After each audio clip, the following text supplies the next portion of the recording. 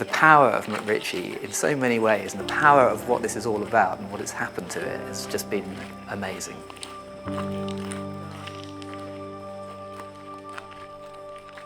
My family were living with me here in Singapore for 10 years and they went home in 2021.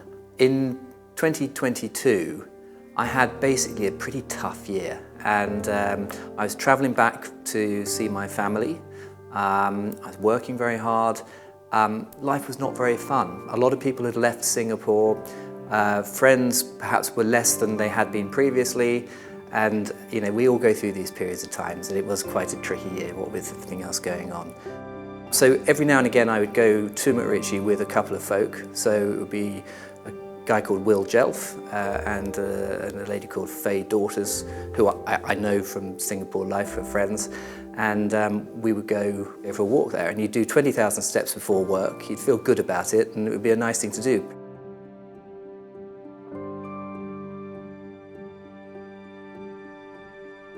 In early 2023, I got a telephone call from a client saying, hey, could we meet up to have a chat about a matter? And I said, let's do that. And he suggested, let's go for a beer. So I rang him back and said, actually, let's not do that. Let's go and do some exercise. I said, let's go and do MacRitchie together. And he said, oh, okay, good idea. And I said, I've had another thought, Mike. I said to him, so what I'm going to ask you to do is to give me an amount of money equivalent to the amount that you think we would have spent on beer, and I'm going to give it to the firm's charity of the year in Singapore. There have been a number of cases of dementia in the family, so I ended up talking to Dementia Singapore, and that's how it all kicked off from there. The whole thing is about meeting new people, connecting you, or me connecting with people and making friends. And it's been amazing. Obviously, with the wider sort of intention of creating awareness and raising some funds as well for the charity, with Dementia Singapore, which is represented today by Paul Heng and Brad Levitt. And it sort of linked Singapore and London together to a degree, and that was really what it was all about. But it was never intended to become what it did become, and I'm very proud of it.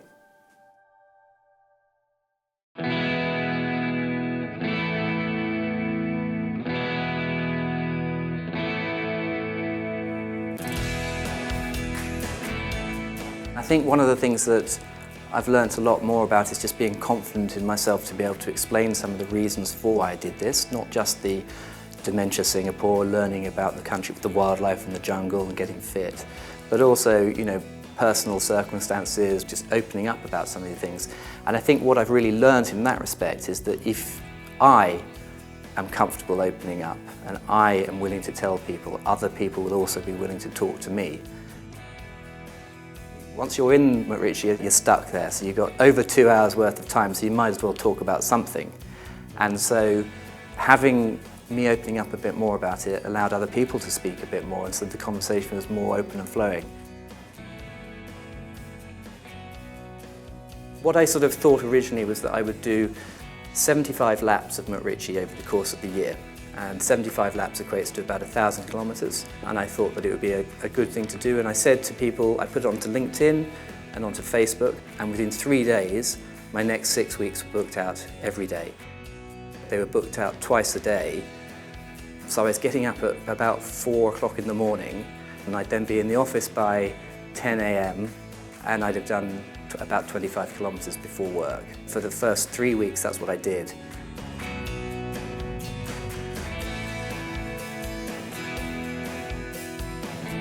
And suddenly the numbers just rose very quickly from 10, 20, 30 to 60 to 80 to 100. I travel, again, as I say, quite a lot, so I was back in the UK for a long time in April and May 23, but I also went to the US, because I go to the US every year, once or twice a year with work. So I decided to do the same thing, the equivalent of what I do in MacRitchie Reservoir, in Central Park and in Richmond Park in London. So Central Park, New York, and Richmond Park in London. I've also now extended it to Paris, where I was for a week or so. So there are 4 official homes to the MacRitchie Challenge. There's the spiritual home of the MacRitchie Challenge, which is MacRitchie Reservoir. There's the MacRitchie Challenge, the Big Apple edition. There's the MacRitchie Challenge aux Champs-Élysées, which is the Paris offering. And then there's the MacRichmond. You see where I'm going with that? So everyone thinks that's quite funny.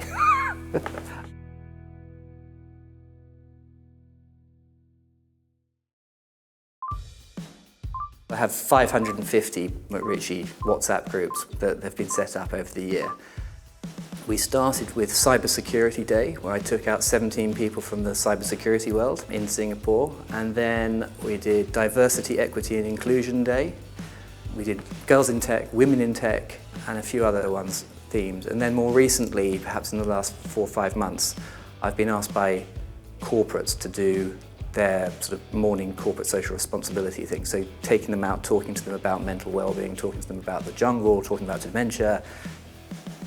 I think everybody needs sometimes a bit of self-reflection, introspection, and just thinking a bit about themselves and how they come across. And you know, when I've been doing it on my own, you have plenty of time to just think about issues, think about life, think about areas that you could do better, think about work, think about the family, whatever it might be. So I've had a lot of that opportunity to do it. And then hearing other people's views on things and hearing other people's issues makes you also realise that you're not alone. And so actually there's been an awful lot of opportunity to have compassion and listen to other people and also learn from them as well.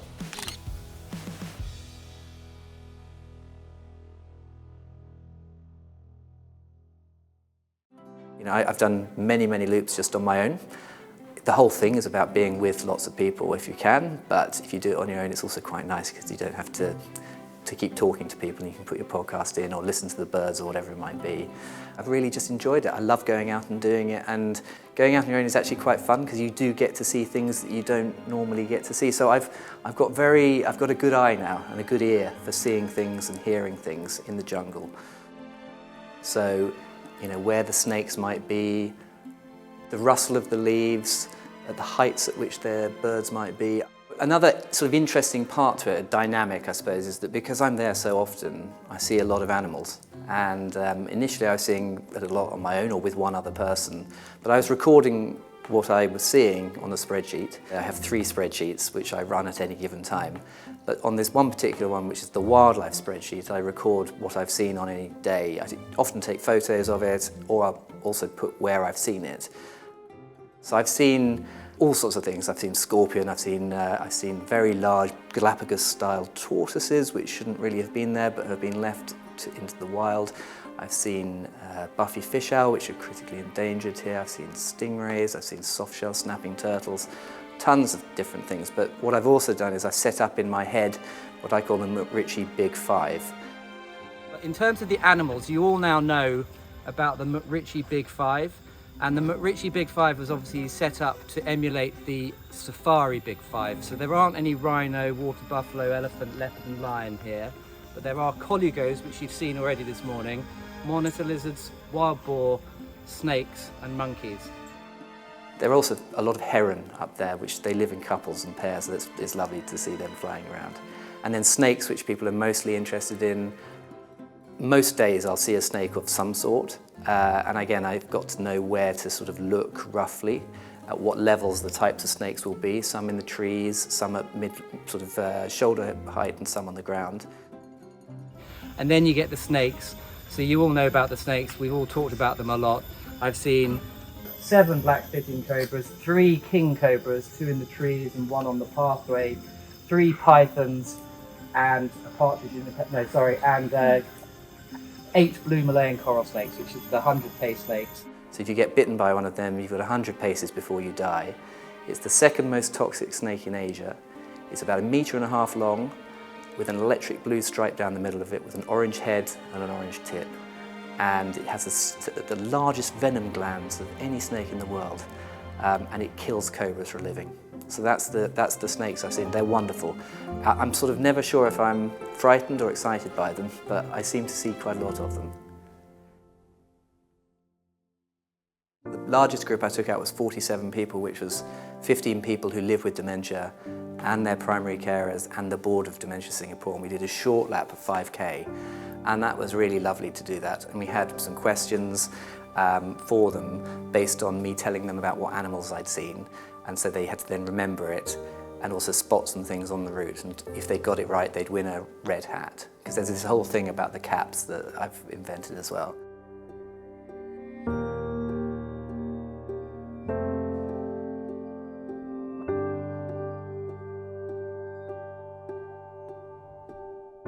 So today was loop 440. Today was a big one because I had various award winners who had won awards that I have been distributing. So we had the kings and queens of the trail, and they're the people that have done it the most. So I've had a lot of repeat business, which is good. So the current king of the trail has done it 17 times, and the current queen of the trail also 17 times. There was the prince and the princess. The prince and the princess have both done it on 11 occasions.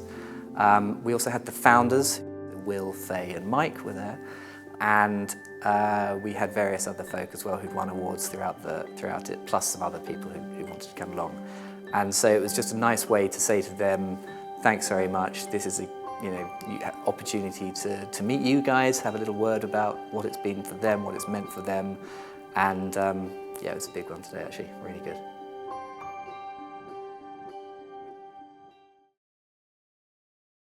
I don't think anyone who knows Tom can avoid knowing about the MacRitchie challenge. I'm Tom. Yeah, I know you're Tom. Yes, he's Tom. Wherever there's Tom, there's monkeys. It's a moment of insanity. Easy but tiring. This is the 440th loop. And it's blossomed into something I think no one ever figured it would become, which is this amazing community. It's a great cause. And it's about community. It's such a commendable thing for such a good cause. It's such a great way to mix connecting with others. And lots of lasting and enduring friendships, I think, have come out of it. So that's just amazing.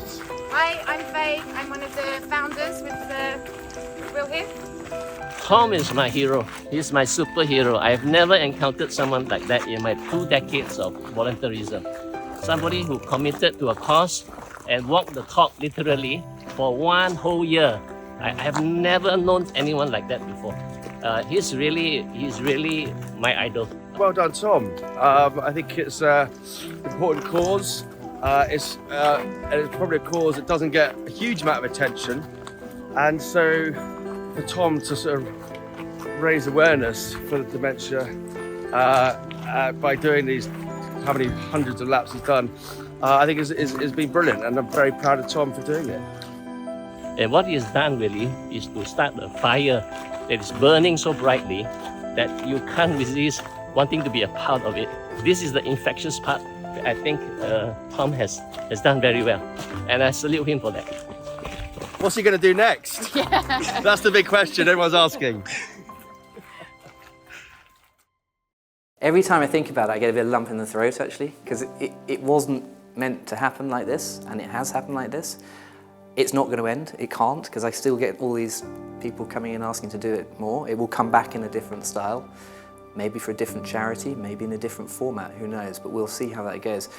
But I feel very proud, I feel very humbled. I've met so many nice new friends, new people. Overall proud really. Tired a little bit, but not hugely. I could go out and do it again. It's been a wonderful experience and one that I will cherish for the rest of my life.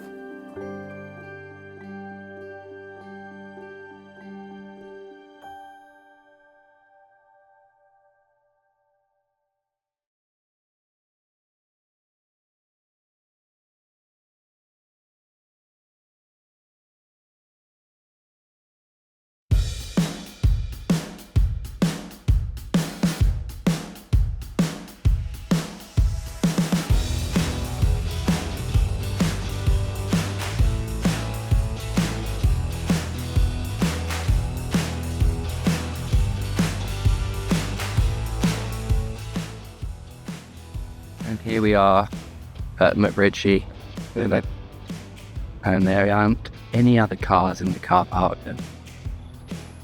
Glasses are on, of course, pitch black. We'll go from here.